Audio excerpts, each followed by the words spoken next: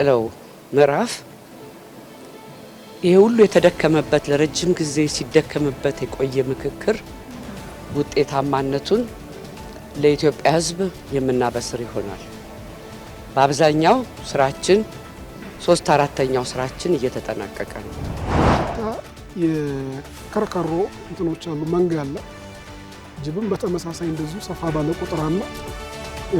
ሚዳቆዎች አሉ፣ የምኒልክ ድኩላ አለ፣ ነብር፣ ሌሎችም እንደዚሁ በርካታ የዱር እንስሳት አሉ። የዓለም የነዳጅ ደም ስር በሆነው በሆርሙዝ የባህር ሰርጥና በባብ ኤል መንደብ መተላለፊያ ላይ የሚሰማው የሚሳኤልና የድሮን ጨዋታን የአያሌውን ፍጥጫ ወደ አዲስና አውዳሚ ምዕራፍ አሸጋግሮታል። ሰላም ጤና ይስጥልን ውድ ተመልካቾቻችን፣ እንዴት አምሽታችኋል?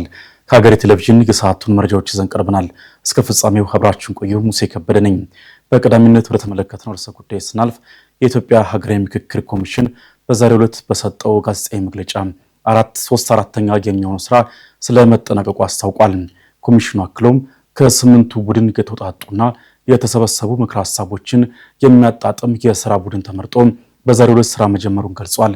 ሚካስ ኃይሌ የኢትዮጵያ ሀገራዊ ምክክር ኮሚሽን ባለፈው አንድ ወር ሲያከናውን የቆየውን የምክክር ጉባኤ ወደ መገባደጃው መድረሱን በዛሬው ዕለት በሰጠው መግለጫ አስታውቋል። በአሁኑ ወቅት በ500 አባላት የተዋቀሩት 8 ቡድኖች በአብዛኛው ስራቸውን እያገባደዱ መሆኑን የገለጹት የኮሚሽኑ ምክትል ዋና ኮሚሽነር ሂሩት ገብረስላሴ በዚህ 3/4ኛ የሚሆነው የምክክር ሂደት ተጠናቋል ማለት እንደሚቻልም ተናግረዋል። በቀጣይ በ500 አባላት የተጠናከሩ ምክር ሀሳቦች የሚያጣጥሙ የስራ ቡድን ከ8ቱ ቡድኖች ተመርጦ መዋቀሩን ያነሱት ምክትል ዋና ኮሚሽነሯ የስራ ቡድኑ ተመካካሪዎች ባለፉት ጊዜያት ያቀረቧቸውን ምክር ሀሳቦች ወደ ተጣጣመና ወደ ተስማማ መስመር የሚያመጣ መሆኑን በማንሳት የስራ ቡድኑ አባላት ከዛሬው ዕለት ጀምሮ ስራቸውን ይጀምራሉ ብለዋል።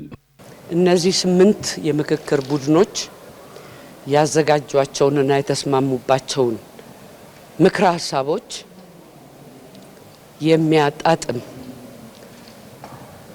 ሃርሞናይዝ የሚያጣጥምና የሚቃረኑ ነገሮች እንዳይኖሩ የሚጠነቀቅ ወይ ደግሞ ድግግሞሽ ያሉባቸው ምክር ሀሳቦችን ወደ አንድ ለማምጣት የሚሰራ ቡድን ተቋቁሟል። በየ8ቱም ቡድን ተመርጠው ጨርሰው ስራቸውን ዛሬ ከሰዓት በኋላ ይጀምራሉ። እነሱ የሚሰሩት ስራ አጠቃለን ለምናቀርበው ምክር ሀሳቦች አንድ ወጥነት እንዲኖራቸው ለማድረግ የሚሰራ ስራ ነው። በጉባኤው ሂደት በተለያዩ ግለሰቦችና ተቋማት በኩል የሚቀርቡ ቅሬታዎችን እየተቀበለና እየመረመረ መሆኑን የገለጸው ኮሚሽኑ ቅሬታዎቹን በዘረጋ የቅሬታ አፈታት ስነ ስርዓት መሰረት መፍትሄ እየሰጠ እንደሚሄድም አስታውቀዋል። አንዳንድ ቅሬታ የሚያቀርቡ ግለሰቦችም ሆኑ ቡድኖች፣ የፖለቲካ ፓርቲዎች ያቀረቡትን ቅሬታዎች ባለን የቅሬታ አፈታት ስነ ስርዓት መሰረት ጉዳዩ እየተጠና ውሳኔ የምንሰጠው ይሆናል እና እየተቀበልንም ነው፣ እየመረመርንም ነው፣ ውሳኔም እየሰጠን እንላለን ማለት ነው። ከዚህ ባሻገር የሚቀጥለው ምዕራፍ ይሄ ሁሉ የተደከመበት ለረጅም ጊዜ ሲደከምበት የቆየ ምክክር ውጤታማነቱን ለኢትዮጵያ ሕዝብ የምናበስር ይሆናል። በአብዛኛው ስራችን 3/4ኛው ስራችን እየተጠናቀቀ ነው። በጉባኤው የታዩት የሀሳብ ፍጭቶችና ያለመግባባቶች የምክክሩ አስፈላጊነት ያረጋገጡ ነበር ያሉት ምክትል ዋና ኮሚሽነሯ ሀገራዊ ምክክሩ በመከናወኑ በርካታ ሀሳቦች በነጻነት እንዲንቀሳቀሱ እድል ስለመፍጠሩ ነው በመግለጫ ያመላከቱት።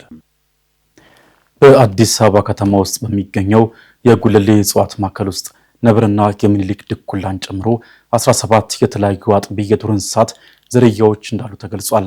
ከዚህም በተጨማሪ ከ110 በላይ የአዕዋፍ ዝርያዎች እንደሚገኙ ማዕከሉ አስታውቋል። ደምሶች ፈራው የጉለሌ እጽዋት ማዕከል ባለፉት ዓመታት ባከናወናቸው መጠነ ሰፊ የአካባቢ ጥበቃና የደን ልማት ስራዎች በአዲስ አበባ ከተማ ውስጥ በርካታ አዕዋፋትና የዱር እንስሳት በነጻነት የሚኖሩበት አስተማማኝ የደህንነት ቀጠና መፍጠር መቻሉን አስታውቋል። የማዕከሉ የሆርቲካልቸር ልማት ዳይሬክተር አቶ መክብብ ማሞ እንደገለጹት አሁን ላይ አገር በቀል እጽዋትን በማስፋፋት ረገድ በተሰራው ስራ አስገራሚ ለውጦች ተመዝግበዋል። በተለይም የአፈርን ለምነት የሚቀንሱና ሌሎች እጽዋት እንዳይበቅሉ የሚያደርጉ የውጭ ዝርያዎችን በማስወገድ አፈር ውስጥ የነበሩ የቆዩ አገር በቀል የእጽዋት ዝርያዎች በራሳቸው እንዲያገግሙ በማድረግ የደን ሽፋኑን ማሳደግ ተችሏል። አሁን ላይም በማዕከሉ ውስጥ ከ1300 በላይ የእጽዋት ዝርያዎች እንደሚገኙ ተናግረዋል። በርካታ የስነ አካላዊ ስራዎች ገጠር ላይ የምናያቸው በተለይም ለአንድ ወር ዘመቻ እየተደረገ የሚሰሩ የአፈርና ውሃ ጥበቃ ስራዎች ይሄ ጋር ግን አመቱን ሙሉ ማዕከላችን ላይ ይደረጋል። ይህም በመደረጉ አንደኛ የእጽዋት ሽፋኑ ከጊዜ ወደ ጊዜ በባህር ዛፉ ተጎድቶ የነበረው አፈር እያገገመ እንደዚሁም የእጽዋት ዝርያዎችም ስብጥራቸው እየጨመረ ነው ያለና አገር በቀሉ መጨመሩ ያደረገው አስተዋጽኦ በተለይ የአፈር ለምነት ማሻሻል ችሏል። የአፈር ለምነቱ እንዴት ተሻሻለ? በባህር ዛፍ ሲታጠብ የነበረውን የአፈርና ውሃ ጥበቃ ፊዚካል ስራ የስነ አካላዊ ስራ ተሰራ። በክረምት ደግሞ የአገር በቀል እጽዋትንም ጨምረን እዛ ቦታ ላይ በስነ ህይወት የማጠናከር ስራዎች አሉ። ይሄ የማጠናከር ስራ ሲሰራ በየአመቱ የአፈር ለምነቱ እየተሻሻለ ይህ የደን ሽፋን መጨመር ደግሞ ለዱር እንስሳቱ ትልቅ የደህንነት ስሜትን ፈጥሮላቸዋል። በዚህም ምክንያት ከዚህ ቀደም በከተማው አቅራቢያ የማይታዩ የነበሩ የዱር እንስሳት በማዕከሉ ውስጥ መገኘት ጀምረዋል። ቀደም ሲል በአካባቢው ያልነበሩ በርካታ ብርቅዬ የአዕዋፍ ዝርያዎችም አሁን ላይ በማዕከሉ ግቢ ውስጥ በስፋት እየታዩ መሆኑ ተገልጿል። 17 የተለያዩ አጥቢ የዱር እንስሳት ዝርያዎች በማዕከሉ ውስጥ እንደሚገኙ የገለጹት አቶ መክብብ የአዕዋፍ ዝርያዎች ቁጥር ደግሞ ከ110 በላይ መሆኑን ተናግረዋል። በርካታ የከርከሮ እንትኖች አሉ፣ መንጋ አለ። ጅብም በተመሳሳይ እንደዚሁ ሰፋ ባለ ቁጥር አለ። ሚዳቆዎች አሉ፣ የምኒልክ ድኩላ አለ፣ ነብር፣ ሌሎችም እንደዚሁ በርካታ የዱር እንስሳት አሉ። ይህን ወደዚህ የመጡበት ምክንያት ምንድን ነው? እንግዲህ እንደምናየው በተለይም የሀገር በቀሉ እጽዋቱ ሽፋኑ መሬት ይሸፍናል። ባህር ዛፍ ከሆነ ሙሉ የተጋለጠ ነው። ስለዚህ ደን ሳሳ ካለበት አካባቢ ደን ሞላ ወዳለበት አካባቢ የመምጣት እድላቸው ከፍተኛ ነው። ምናልባትም ያው ከአንዱ ቦታ አንዱ ቦታ የመሸጋገር ይሄ ተራራ ሰንሰለቱ ምናልባትም ከአባዶ ጫፍ ተነስተን ታች እስከ ሱባ የሚገናኝ በመሆኑ በእነኚህ ተራራዎች ላይ አንዳንድ ቦታ አሳሳባቸው ቦታ ላይ ያሉ ደኑን በሚሳሳ ቁጥር የሰው እንቅስቃሴ ሲበዛ ስለሚረበሹ ወደ ተረጋጋ ቦታ የመምጣት እንትኖች አሏቸው። ማዕከሉ የሚገኝበት ተራራማ ሰንሰለት ከአባዶ ጫፍ ተነስቶ እስከ ሱባ ደን የሚገናኝ በመሆኑ በተለያዩ አካባቢዎች በሰው ልጅ ንክኪና በደን ምንጠራ ምክንያት የሚረበሹ እንስሳት ይህንን ስልታዊ ኮሪደር በመጠቀም ወደ ማዕከሉ የተረጋጋ ስፍራ እየመጡ እንደሚገኙ ጠቁሟል። ኢራን ከአሜሪካ ጋር ያለውን ጊዜ ሰላም ስምምነት ለማደስ ምንም አይነት መሻሻል የለም ስትል አስታወቀች። አሜሪካ ከኢራን ጋር በቅርቡ ስምምነት ላይ እንደሚደረስ የገለጸች ቢሆንም ኢራን ግን ዋሽንግተን የቴህራንን ቅድመ ሁኔታዎች እስካላሟላች ድረስ የሆርሙዝ ሰርጥ ዝግ ሆኖ እንደሚቆይ አስተባብላለች። ተጨማሪ አለን። በአሁኑ ሰዓት በመካከለኛው ምስራቅ ያለው የሰዓት ቆጣሪ ወደ አስፈሪው እኩለ ሌሊት እየተቃረበ ይመስላል። ዓለም እስትንፋሷን አፍና በከፍተኛ ድንጋጤ በምትጠባበቀው በዚህ የታሪክ ወቅትም የአሜሪካና የኢራን ፍጥጫ ሁሉንም ዲፕሎማሲያዊ ቀይ መስመሮች ጥሶ ወደ ለየለት የባሩድ ሲኦል ተቀይሯል። የዓለም የነዳጅ ደም ስር በሆነው በሆርሙዝ የባህር ሰርጥና በባብ ኤል መንደብ መተላለፊያ ላይ የሚሰማው የሚሳኤልና የድሮን ጩኸትም የኃያላኑን ፍጥጫ ወደ አዲስና አውዳሚ ምዕራፍ አሸጋግሮታል። ፕሬዚደንት ዶናልድ ትራምፕ ታሪካዊ ስምምነት ላይ ደርሰናል በሚሉበትና በሌላ በኩል ደግሞ ኢራንን እናጠፋታለን በሚሉ ዛቻዎች መሃል በሚዋዥቁበት በዚህ ሰዓትም ቴሄራን ደግሞ አዲስ ወታደራዊ አመራር በመሰየም ለረጅም ጊዜ ለሚዘልቅ ጦርነትና ለዲፕሎማሲያዊ ፍልሚያ ራሷን እያዘጋጀች ነው። የዚህ አዲስ የውጥረት ማዕበል መነሻ የሆነው ባሳለፍነው ሰኔ ወር ላይ የተደረሰውና ለዓለም በትንሹም ቢሆን ፋታ አስገኝቶ የነበረው ያ ደካማው ጊዜ የተኩስ አቁም ስምምነት በአጭር ጊዜ ውስጥ መፍረሱ ነው። ስምምነቱ በሁሉም ግንባሮች ወታደራዊ እርምጃዎች በአስቸኳይ እንዲቆሙ የሚል ቢሆንም ትራምፕ ግን እንደ አውሮፓውያን አቆጣጠር ጁላይ 7 ስምምነቱ አብቅቶለታል ሲሉ የኢራን የውጭ ጉዳይ ሚኒስቴር ደግሞ ከአንድ ሳምንት በኋላ ስምምነቱ መታገዱን መግለጹ ይታወሳል። አሜሪካ ኢራን በስምምነቱ መሰረት የሆርሙዝን የባህር ሰርጥ ለንግድ መርከቦች ክፍት አላደረገችም ስትል ትከሳለች። ቴሄራን በበኩሏ ዋሽንግተን በኢራን ወደቦች ላይ የጣለችውን የባህር ላይ እገዳ አላነሳችም፣ እንዲሁም የታገዱ የኢራን ንብረቶችን አልለቀቀችም በሚል አሜሪካ የገባችውን ቃል መጣሷን ትናገራለች። ይህ የመከራከር ድባብ ነው ዛሬ ላለው ፍጥጫ መንገድ የከፈተው። በዚህ ሳምንት መጀመሪያ ላይ የኢራኑ አዲሱ የበላይ መሪ አያቶላህ ሙጅተባ ካሚኒ 6 ከፍተኛ ወታደራዊ አዛዦችን መሾማቸው ለዓለም ትልቅ መልእክት ያስተላለፈ ክስተት ሆኗል። ሜጀር ጀነራል አሊ አብዱላሂ የጦር ኃይሎች ጠቅላይ ኤታማዦር ሹም ሆነው ሲሰየሙ ብሪጋዴር ጀነራል አህመድ ቫሂዲ ደግሞ የኢራን እስላማዊ አብዮታዊ ዘብ IRGC አዛዥ ሆኖ ተሾሟል። ይህ ሹመት በተለይ ለዋሽንግተን አስደንጋጭ ሲሆን አዲሱ አመራሮች ለምዕራቢያን ጫና እጅ የማይሰጡና ጠንካራ አቋም ያላቸው በመሆናቸው ነው። ይበልጥ አነጋጋሪ የሆነው ግን የሞሰን ረዛኢ የብሔራዊ ደህንነት ምክር ቤት ጸሐፊ ሆነው መሾማቸው ነው። ረዛኢ የቀድሞ አብዮታዊ ዘብ አዛዥ እንደመሆናቸው ወደ ስልጣን በመጡ በመጀመሪያው ቀን የሰጡት መግለጫ መላውን ዓለም በድንጋጤ አንቀጥቅጧል። ረዛኢ በግልጽ እንደተናገሩት አሜሪካ በኢራን ላይ የጣለችውን የባህር ላይ እገዳ እስካላነሳች፣ የታገደውን የኢራን ሀብት እስካለቀቀችና በጋዛና በሊባኖስ ላይ የሚካሄድ ጦርነት በአስቸኳይ እንዲቆም እስካላደረገች ድረስ የሆርሙዝ የባህር ሰርጥ ዝግ ሆኖ ይቆያል ብለዋል። ይህ የኢራን አቋም ለዓለም የነዳጅ ገበያ ትልቅ መርዶ ሲሆን የነዳጅ ዋጋ በአንድ በርሜል $126 ደርሶ የነበረበትን ያንን የታሪክ አጋጣሚ ዳግም እንዲታወስ አድርጎታል። ኢራን የሆርሙዝን ቁልፍ በእጇ በመያዝ አሜሪካና ሀገሮቿን በድርድር ጠረጴዛው ላይ ለማንበርከክ የወሰነችው ይህ የነዳጅ ዲፕሎማሲ ዋሽንግተንን በእርጥብ ጭር ላስቀምጧታል። ፕሬዚዳንት ዶናልድ ትራምፕ ግን ለዚህ የኢራን ግትርነት የሰጡት ምላሽ አዲስ የክርክር በር ከፍቷል። ትራምፕ በዋይት ሀውስ በሰጡት መግለጫ ወደፊት ከኢራን ጋር ለሚደረግ ማንኛውም ድርድር የካሳ ክፍያ እንደ ቅድመ ሁኔታ አስቀምጠዋል። ትራምፕ እንደሚሉት ከሆነ ኢራን ባለፉት 10 ዓመታት በአሜሪካና በአጋሮቿ ላይ ለፈጸመቻቸው ጥቃቶችና ለደረሰው የህይወት መጥፋት የገንዘብ ካሳ መክፈል ይኖርባታል። ይህ በትራምፕ በኩል የቀረበው አዲስ ጥያቄ ለወራት ሲጓተት የነበረውን የሰላም ሂደት ይበልጥ አዳጋችና ውስብስብ አድርጎታል። ትራምፕ በአንድ በኩል ኢራን ስምምነት ለማድረግ እጅግ ፈልጋለች ቢሉም በሌላ በኩል ግን ኢራን ወሬ ብቻ እንጂ ተግባር የላትም፣ ከእንግዲህ የመካከለኛው ምስራቅ ጉልበተኛ መሆኗ አብቅቷል በማለት በቴህራን መሪዎች ላይ ያላቸውን ንቀት እየገለጹ ነው። ያም ሆነ ይህ አሁንም ለውጥረቱ ማርገቢያ ለንትርኩ ተጨባጭ መቋጫ ሳይገኝለት እንደቀጠለ ይገኛል።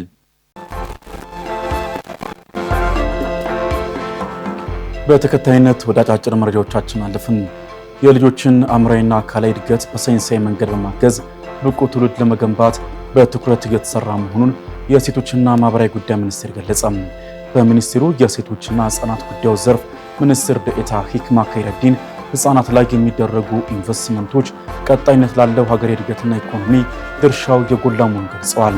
ይሁንና ህጻናትን በመንከባከብ ረገድ በሀገራችን ደረጃውን የጠበቀ በዘላቂነት አገልግሎት የሚሰጡ የበቁ ሙያተኛ ክፍተት መኖሩን ጠቅሰዋል።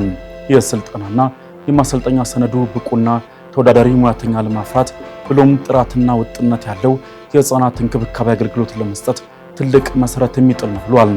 የስራና ክህሎት ሚኒስትር ዴኤታ አማካሪው አቶ አዝመራው ከበደ በበኩላቸው የልጆችን ጥበቃ እንክብካቤና እድገት የበለጠ ውጤታማ ለማድረግ ከስርዓተ ትምህርት ቀረጻ ባሻገር መምህራን እንደማዘጋጀትና የተቋማትን አቅም ለማጠናከር በጋራ እንደሚሰሩ ሚኒስቴሩ ገልጿል።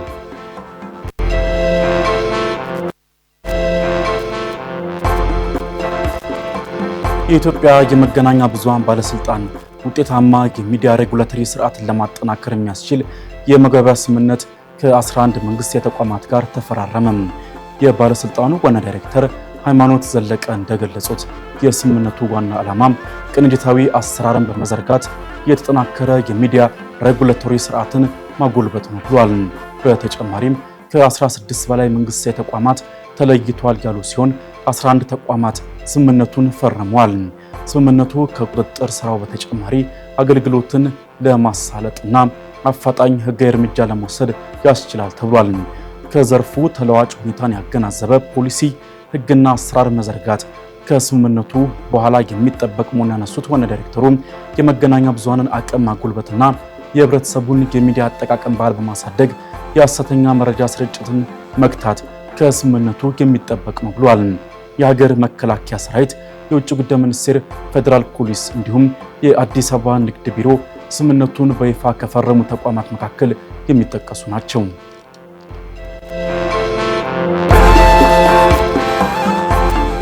የኢትዮጵያ ሜትሮሎጂ ኢንስቲትዩት በሚቀጥሉት 10 ቀናት የክረምት ዝናብ ተጠቃሚ በሆኑ የአገሪቱ አካባቢዎች ከመካከለኛ እስከ ከባድ መጠን ያለው ዝናብ እንደሚኖር አስታወቀም። በተለይም በምዕራብ፣ በደቡብ ምዕራብ፣ በሰሜን ምዕራብና በመካከለኛው የአገሪቱ ክፍሎች ከፍተኛ እርጥበት የሚጠበቅ ሲሆን አልፎ አልፎም ለቅጽበታዊ ጎርፍና ለመሬት መንሸራተት የሚዳርግ ከባድ ዝናብ ሊከሰት እንደሚችል ጠቁሟል። በሌላ በኩል በሰሜን ምስራቅና በምስራቅ አካባቢዎች ቀላልና መካከለኛ ዝናብ ይኖራል ብሏል። ኢንስቲትዩቱ አርሶ አደሮች እርጥበቱን ለአጭር ጊዜ ሰብሎች ዝርያ ለአረም ቁጥጥርና ለውሃ ክምችት በአግባቡ እንዲጠቀሙበት መክሯል። ተዳፋታማ ቦታዎች ላይ የውሃ መረጃ ቦዮችን በማስተካከልና ማዳበሪያን በወቅቱ በመጠቀም ምርታማነትን ማሳደግ እንደሚገባም ተመላክቷል። የሚመለከታቸው አካላትም የጎርፍ አደጋንና ተያያዥ የተፈጥሮ አደጋዎችን ለመከላከል አስፈላጊውን ቅድመ ጥንቃቄ እንዲያደርጉ ምክር ሀሳብ አቅርቧል። በናይጄሪያ የሚገኙ የተለያዩ የሃይማኖት ተቋማት መሪዎች በአገሪቱ ሊቀሰቀስ የሚችለውን ሃይማኖታዊና ማህበራዊ ግጭት ለመከላከል ያለመ የሰላም ስምምነት በዛሬው ዕለት ተፈራርሟል። የስምምነት ተፈረመው የአሜሪካው ፕሬዝዳንት ዶናልድ ትራምፕ ከጥቂት ወራት በፊት ስለ ናይጄሪያ የሰጡትን አወዛጋቢ አስተያየት ተከትሎ በአገሪቱ ውስጥ የተፈጠረውን የእርስ በርስ ጥርጣሬና ውጥረት ለማርገብ እንደሆነ ተገልጿል። የሃይማኖት መሪዎቹም በጋራ በሰጡት መግለጫ ማናቸውም አይነት የውጭ ተጽዕኖች ወይም ንግግሮች በአገሪቱ ሃይማኖቶች መካከል ያለውን የቆየ አብሮነት ሊያናጉት እንደማይገባ አሳስበዋል። ስምምነቱ በተለይ በሰሜናዊ የአገሪቱ ክፍል የሚታዩ የጸጥታ ስጋቶችን ለመቀነስና ወጣቶች በሃይማኖት ስም ለግጭት እንዳይነሳሱ ለማስተማር ትኩረት እንደሚሰጥ ተመልክቷል ሲል ሮይተርስ በዘገባው አስፍሯል።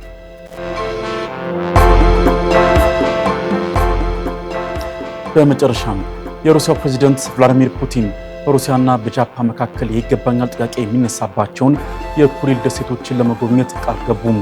ፑቲን ይህንን የገለጹት በሩሲያ ሩቅ ምስራቅ አካባቢ ከነዋሪዎች ጋር በተወያዩበት ወቅት ሲሆን በተለይም ኢቱሩፕ የተባለችውን ደሴት እንደሚጎበኙ አረጋግጠዋል። ይህ የፑቲን እቅድም በሁለቱ ሀገራት መካከል ያለውን የቆየ የድንበር ውዝግብ ውጥረት እንደሚያባብሰው ተነግሯል። ደሴቶቹ በሁለተኛው የዓለም ጦርነት ማብቂያ ላይ በሶቪየት ህብረት የተያዙ ቢሆንም ጃፓን እስካሁን የራሷ እንደሆኑ ትከራከራለች። ይህ በእንዲህ እንዳለም የጃፓን መንግስት በበኩሉ የፑቲን ንግግር ተከትሎ ሁኔታውን በቅርበት ተከታተለ መሆኑና አስፈላጊውን ምላሽ እንደሚሰጥም አስታውቋል። በዩክሬን ጦርነት ምክንያት ጃፓን በሩሲያ ላይ ማዕቀብ መጣሏን ተከትሎ በሁለቱ ሀገራት መካከል ያለ ግንኙነት በከፍተኛ ሁኔታ ሻክሮ መቆየቱ ይታወሳል ሲል አሶሼትድ ፕሬስ ዘግቧል።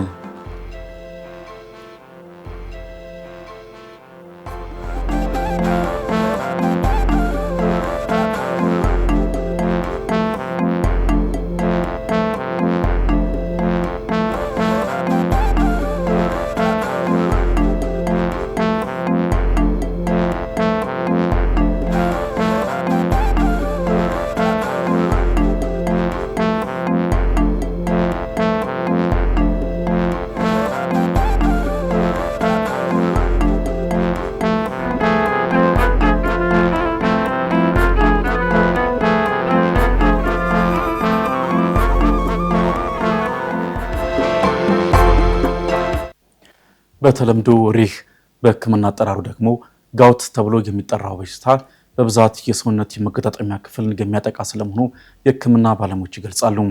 በሽታው ከሴቶች ይልቅ በወንዶች ላይ የመከሰት እድሉም ሰፊ ስለመሆኑ ባለሙያዎቹ ያነሳሉ። ለመሆኑ የበሽታው መንስኤ እንዲሁም መፍትሄው ምንድን ነው የሚለውን በዛሬው ጤና አዳም ጥንቅራችን ይዘን ቀርበናል። ወደዚህ እንለፍ።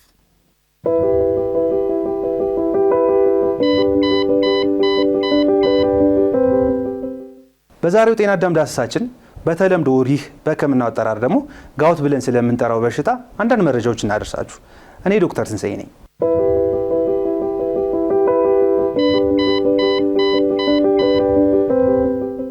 በሪህ ህመም ከቅርብ ጊዜ በኋላ በዓለማችን ላይ በከፍተኛ ሁኔታ እየጨመረ የሚገኝ የበሽታ አይነት ሲሆን በብዛት የሰውነታችንን መገጣጠሚያ ክፍል ያጠቃል። ይህ ብዙውን ጊዜ በአዋቂዎች ላይ የሚከሰት በሽታ ሲሆን ህጻናት ላይም ብዛም አይደለም። በተጨማሪ ወንዶች ከሴቶች ይልቅ ለዚህ በሽታ ተጋላጭነታቸው እንደሚጨምር ብዙ ጥናቶች ያሳዩናል። እንግዲህ ለመግቢያ ኃይል ይህን ካልን ሪህ ጋውት ምንድን ነው ብሎ መጠየቅ ተገቢ ነው። ሪህ ወይም ጋውት ማለት በአንድ ሰው የሰውነት ክፍል ውስጥ የሚገኘው ዩሪክ አሲድ ብለን የምንጠራው ንጥረ ነገር ከመጠን በላይ ከፍ ሲል ነው። ይህም ከ6.8 በላይ ሲሆን ማለት ነው። ይህ ንጥረ ነገር በሰውነታችን ውስጥ ከሚፈለገው በላይ ከፍ በሚልበት ወቅት በተለያዩ የሰውነታችን ክፍሎች ላይ በመከማቸት ህመምን፣ እብጠትን ከፍ ሲልም ማንቀሳቀስ አለመቻልን ያስከተላል። እንግዲህ ስለዚህ በሽታ ምንነት ባጭሩ ይህንን ካልን ለዚህ በሽታ እነማን ናቸው ተጋላጮች ብለን መጠየቅ ተገቢ ነው። ተጋላጭነትን የሚጨምሩ ነገሮች ወይም መንስኤዎች የዓለም አቀፉ የጤና ማህበር መንስኤ ይሆናሉ ብሎ ያጠቃልላቸውን በሁለት እንከፍላቸዋለን። እነዚህም መከላከል ወይም ማስተካከል የማይቻሉ ሲሆኑ እድሜ፣ ጾታና ዘር በዚህ መደብ ውስጥ ይካተታሉ። መከላከል ወይም ደግሞ ማስተካከል የሚቻሉ ደግሞ መጠጥ፣ የሰውነት ውፍረት፣ የአመጋገብ ዘይቤና ከፍተኛ የሆነ የስብ ክምችት በብዙዎቹ በትንሹ የሚጠቀሱ ናቸው። እንግዲህ ከላይ የተጠቀሱት ተጋላጭነት ያላቸው ማንኛውም የማህበረሰባችን ክፍል በሪህ በሽታ ሊያዙ ይችላሉ ማለት ነው። ከሆነም ምልክቶቹ ምንድናቸው ብለው መጠየቃችን ያው አይቀሬ ነው፣ ተገቢም ነው። ከነሱም ውስጥ አብዛኛውን ጊዜ አንደኛውን የታችኛውን እግር መገጣጠሚያ 80% በላይ በሚባል ደረጃ የአውራ ጣትንና ጉልበትን የሚያጠቃ ሲሆን እሱን ተከትሎ የሚመጣ አጣዳፊና ከፍተኛ የሆነ ህመም፣ እብጠት እንዲሁም መቅላት፣ ማንቀሳቀስ አለመቻል ከነዚህ ውስጥ ሊሆን ይችላል። ከሌሎቹ ተመሳሳይ በሽታዎች የሚለየው ግን ማታ ላይ የሚከሰት ሲሆን ነገር ግን የሪህ ምልክቶች ከላይ ጠቀስናቸው ብቻ ናቸው ማለት አይደለም። ይልቁንም የሪህ ህመም እምብዛም ባይሆንም ማንኛውንም የሰውነት መገጣጠሚያ ሊያጠቃ ይችላል። ይህ በእንዲህ እንዳለ አንዳንድ የዕለት ከዕለት ድርጊቶችና የኑሮ ዘይቤዎች ከላይ የጠቀስናቸው ምልክቶች ሊቀሰቅሱ ይችላሉ። ለምሳሌ ቅባት የበዛበት ምግብ መመገብ፣ አልኮል አዘውትሮ መጠጣትና ለመገጣጠሚያ ጉዳቶች የሚዳርጉ የስራ መስኮች ላይ መሰማራት ሪህ በሽታ ባለባቸው ሰዎች ላይ ምልክቶቹ እንዲቀሰቀሱ ይችላሉ። ለዚህም ነው ማንኛውም የህብረተሰባችን ክፍል ከላይ የጠቀስናቸው ተጋላጭነት አለኝ ብሎ ካሰበና የመገጣጠሚያ ህመም ካጋጠመው በአቅራቢያው ወደሚገኝ የጤና ማዕከል በመሄድ አስፈላጊውን ምርመራና ክትትል ማግኘት አለበት። ይህም መገጣጠሚያዎች፣ እጆች፣ እግሮች ላይ ሊደርስ ከሚችሉ መጣመሞች እና አለመታዘዝ ይህንም ተከትለው ከሚመጡ የዕለት ከዕለት እንቅስቃሴ መገታትና አላስፈላጊ ላልሆኑ ኢኮኖሚያዊ፣ ማህበራዊና አካላዊ ችግሮች እንዳንዳረግ ይረዳናል። እንግዲህ ስለ ሪህ በሽታ ምንነት፣ ተጋላጭነትና ምልክቶቹን በጥቂት ካልን ስለ ህክምና አንዳንድ ነገሮችን እንበላችሁ። አንድ ሰው የሪህ ህመም እንዳለበት በተለያዩ መንገዶች ካረጋገጠ በኋላ ዋና ቀጣዩ ስራ የሚሆነው በደም ውስጥ ያለውን የዩሪክ አሲድ መቆጣጠር ነው። በተጨማሪና በዋናነት ግን ምልክቶቹን ሊቀሰቅሱ ከሚችሉ ነገሮች መቆጠብ ነው። ነገር ግን አንድ የሪህ ህመምተኛ ምልክቶቹ ካሳየ በዋናነት ህመሙን የማስታገስ ህክምና የሚሰጥ ሲሆን ብዙውን ጊዜ ነን ስቴሮይዳል አንቲ ኢንፍላማቶሪ ድራግስ ወይም ደግሞ ስቴሮይድ በሚባሉ የህክምና መድኃኒት አይነቶች ይከናወናሉ። በበለጠ ግን ከዚህም ሌላ ህክምና ሊያስፈልግ ስለሚችል ወደ ተገቢው ህክምና ማዕከል በመሄድ ህክምና ማግኘት ያስፈልጋል። ከኛ ጋር ስለነበራችሁ እናመሰግናለን።